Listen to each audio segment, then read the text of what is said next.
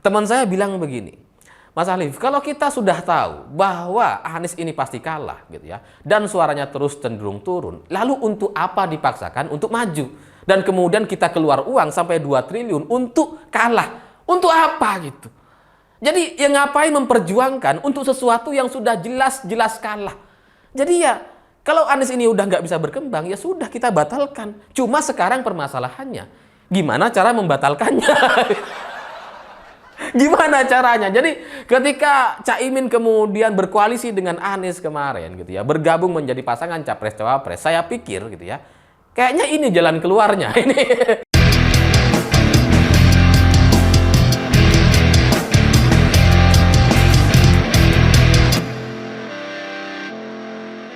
Selamat malam semuanya. Kemarin Partai Nasdem dan PKB sudah resmi berkoalisi dan mengumumkan capres-cawapresnya sendiri.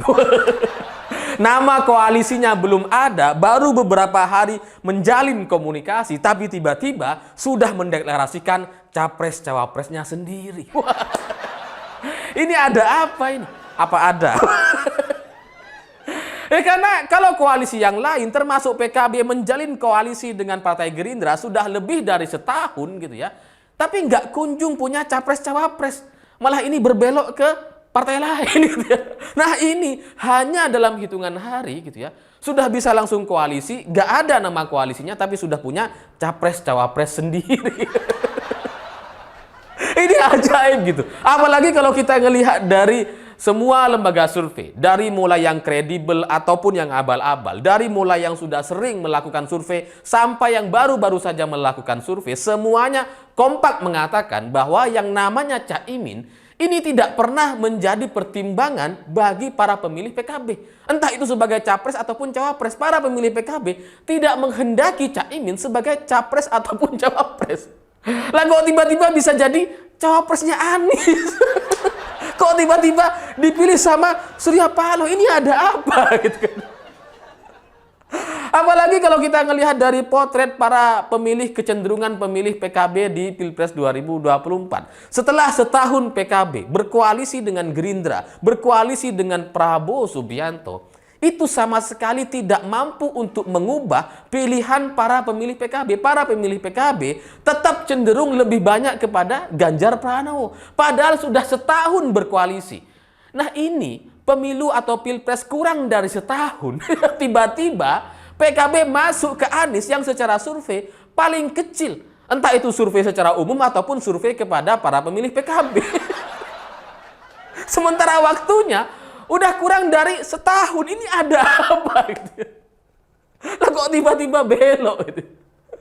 Beloknya sama yang kemungkinan besar kalah lagi, itu kan aneh gitu ya. Ya karena yang namanya Anies Baswedan gitu ya. Anies Baswedan ini kan secara suara dia terus-terusan kalah gitu. Mau dipasangkan dengan siapapun kalah. Dipasangkan dengan AHY sekalipun, kandidat terkuat atau yang punya elektabilitas cukup tinggi, tetap kalah. Nah ini mau coba dipasangkan dengan Caimin yang memang tidak pernah diperhitungkan. tapi gimana coba rumus dan hitung-hitungannya? Makanya saya kemudian berkesimpulan bahwa Caimin ini cerdik sekali gitu ya. Elektabilitas gak punya, para pemilih PKB gak menghendaki, tapi jadi cawapres.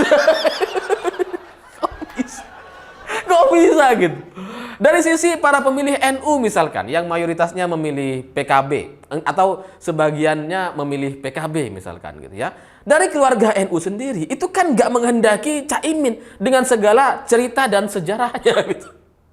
Jadi, hitung-hitungan dari mana sampai kemudian muncul pasangan Anies Caimin? Ada ini hitungannya gitu ya. Beberapa bulan yang lalu saya sudah kumpulkan informasi gitu ya, tapi saya menunggu momentum untuk menyampaikannya. Nanti di akhir akan saya sampaikan. Tapi di awal-awal ini saya coba jelaskan dulu soal posisi Caimin seperti apa. Karena secara personal branding atau pribadinya Caimin gitu ya, itu tidak lebih besar dibandingkan partainya gitu ya. Apalagi kemudian para pemilihnya PKB dan partainya juga nggak menghendaki Caimin. Jadi ketika terpilih menjadi cawapres, ini menjadi satu keajaiban. Banyak pengamat, banyak orang-orang yang melakukan survei gitu ya. nggak percaya dengan ini, kok bisa gitu. Karena bahkan kemudian sama Burhanuddin Muhtadi itu disamakan dengan jodoh dan kematian gitu. Posisi Caimin itu sampai disamakan dengan itu. Nggak ada orang tahu gitu. Saking ajaibnya gitu.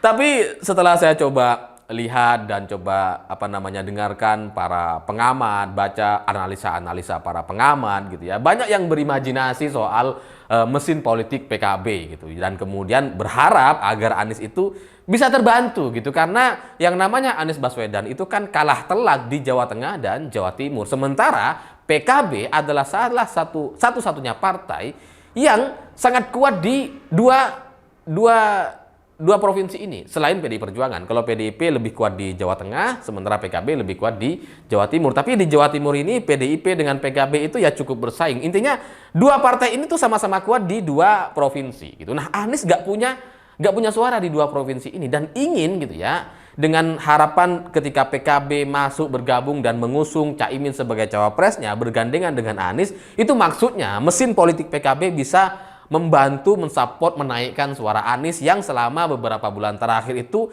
cenderung mengalami penurunan secara konsisten gitu. Tapi masalahnya gitu ya, imajinasi atau analisa-analisa dari para pengamat itu kayaknya kurang referensi gitu, karena yang namanya mesin politik itu harus didukung sama calonnya. Kalau calonnya memang tidak punya kemampuan, sehebat apapun mesin politiknya ya mati juga gitu ya. Karena yang menggerakkan tetap aja kan calonnya. Nah, Anies ini kan ibarat mobil tuh udah mogok. Mobil mogok. Mau coba didorong sama PKB ya mana bisa gitu. Kalau kita mau melihat dari contoh di Pilgub Jawa Timur misalkan. Pilgub Jawa Timur 2020 lalu gitu ya. Itu PDI Perjuangan dan PKB, dua partai besar yang berkuasa di Jawa Timur berkoalisi, tetap aja kalah sama Khofifah. Jadi dua mesin partai gitu ya tidak otomatis menjamin kemenangan calonnya, karena pada akhirnya masyarakat itu akan melihat calonnya. Secanggih apapun mesinnya, kalau calonnya itu atau pengendalinya, pengemudinya itu ya nggak mahir, ya nggak bisa menang juga gitu. Jadi, nah, Anies itu ibaratnya ya udah nggak bisa dinaikin gitu, karena sejak dideklarasikan sejak Oktober tahun lalu 2022 lalu itu udah nggak naik. Nah, jadi kalau kemudian sekarang berharap dengan dukungan PKB dia bisa melesat atau bangkit bersama Caimin, itu dari mana hitung-hitungannya? Kalau kita mau berbicara soal para pemilih PKB yang non struktural, yang dari kelompok NU misalkan gitu ya, itu juga kan tidak berbicara soal Caiminnya, lebih berbicara soal ulama atau kiai-kiai yang ada di lingkungan orang-orang yang memilih PKB. Dan kalau saya perhatikan gitu ya, dari para pemilih PKB, kiai-kiai dari para pemilih PKB itu sekarang tuh lagi galau semua itu. Ya karena kalau kiai itu kan bicaranya soal senioritas gitu, bukan soal Caimin, bukan soal ketua umumnya, tapi dari sisi senioritas gitu. Makanya kemudian kalau yang maju adalah Caimin gitu ya, sementara ulama-ulama di bawah itu lebih besar, lebih banyak, lebih senior daripada Caimin, itu masih agak-agak sungkan atau agak-agak enggan untuk memilih si Caimin, apalagi berpasangan dengan Anies yang memang secara sejarahnya ini punya rekam jejak negatif, punya rekam jejak yang memainkan politik identitas. Ditambah dengan Caimin yang punya rekam jejak dan sejarah berkhianat kepada almarhum Gus Dur. Jadi dua orang dipasangkan untuk coba dipaksakan dan diterima oleh NU yang memang alergi kepada dua-duanya.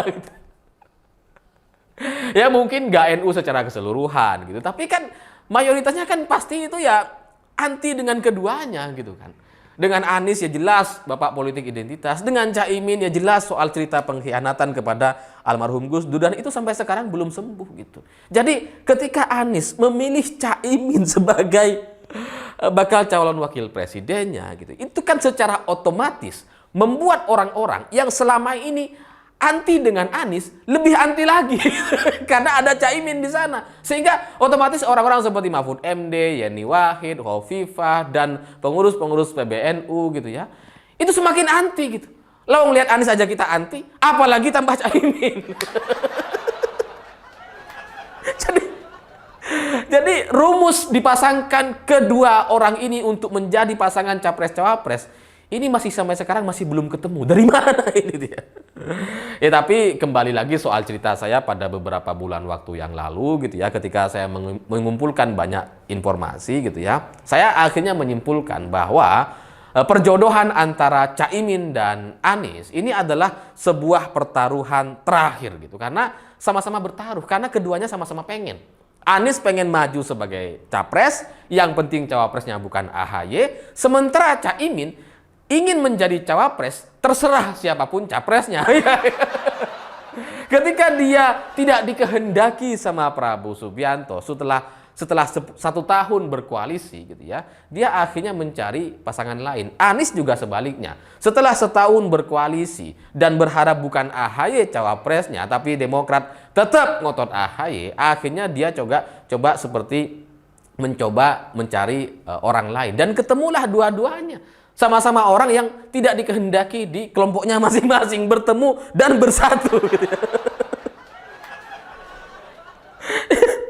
Jadi ya bagi saya ini adalah sebuah pertaruhan terakhir gitu, karena 2 bulan ke depan kita akan melihat, sebelum ini didaftarkan ke KPU, kita akan melihat apakah ada pertumbuhan ataukah ada penurunan yang lebih tajam. Kalau memang ada pertumbuhan, mungkin keduanya benar-benar akan maju atau mendaftar ke KPU. Karena masih ada kans lah minimal gitu ya. Tapi kalau keduanya kemudian tetap stagnan atau bahkan cenderung turun, ya udah ini bubar sekalian gitu, karena yang namanya Pilpres itu kan soal logistik gitu.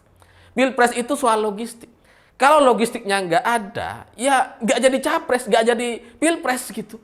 Ya karena yang namanya pemilihan atau pemilu itu kan yang paling penting adalah dana untuk suara di TPS atau menjaga suara atau suara saksi. Dana saksi di TPS, dan itu butuh sekitar 2 triliun rupiah gitu untuk satu kali Pilpres dan setiap calon gitu. Nah, beberapa bulan yang lalu gitu ya, saya sempat dihubungi oleh salah seorang teman gitu ya. Ketika Anies ini sudah dideklarasikan sejak Oktober 2022 lalu, itu kemudian kan nggak bertumbuh dan kemudian malah cenderung turun. Setelah dideklarasikan dengan harapan dan imajinasi bisa menanjak naik dan mengalahkan Pak Ganjar, tapi ternyata malah turun. Dan ini membuat orang-orang yang selama ini yakin untuk mendukung Anies atau berencana untuk mensupport Anies dari sisi logistik itu mulai menahan diri. Makanya Anies dari private jet sekarang jadi nggak kemana-mana gitu kan.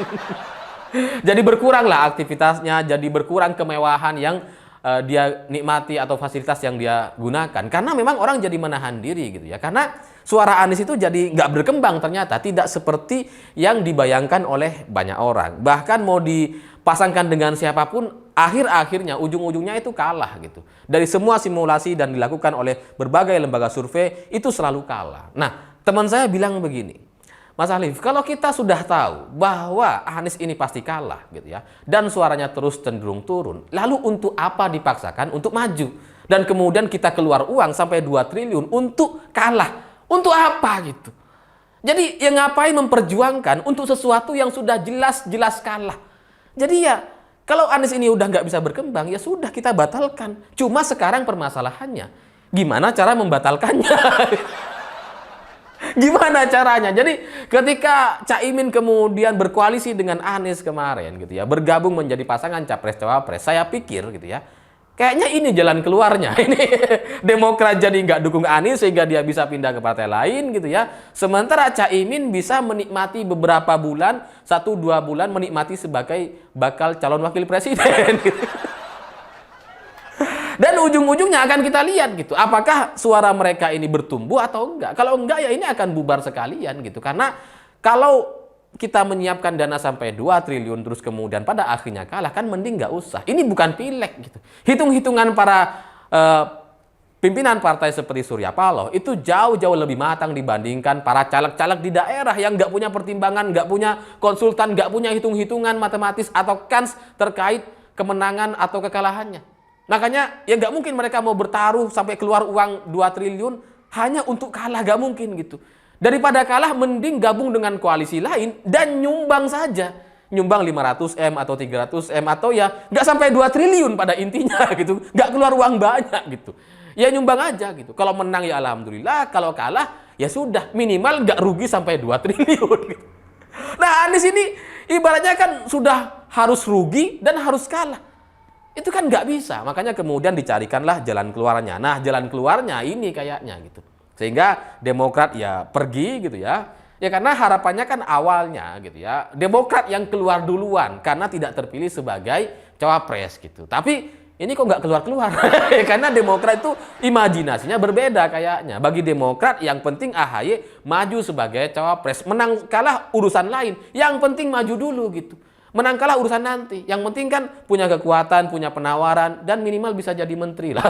kalau maju di Pilpres. Dan mereka ingin mengamankan suara Partai Demokrat. Karena suara Partai Demokrat itu kan sangat bergantung dengan personal atau sosok seorang AHY atau SBY. Jadi ketika nama dia ada di dalam Pilpres, ada dalam pemilihan, itu bisa menaikkan suara Demokrat. Itu keyakinan mereka. Makanya kemudian mereka nggak keluar-keluar. Sehingga sekarang jalan keluarnya ya sudah, Nasdem cari jalan keluar lain dengan cara Caimin. Karena yang paling mudah ya Caimin gitu. Caimin ini memberikan solusi yang sangat nyaman gitu, karena hanya dengan 2 partai saja. Kalau Caimin keluar kan selesai gitu.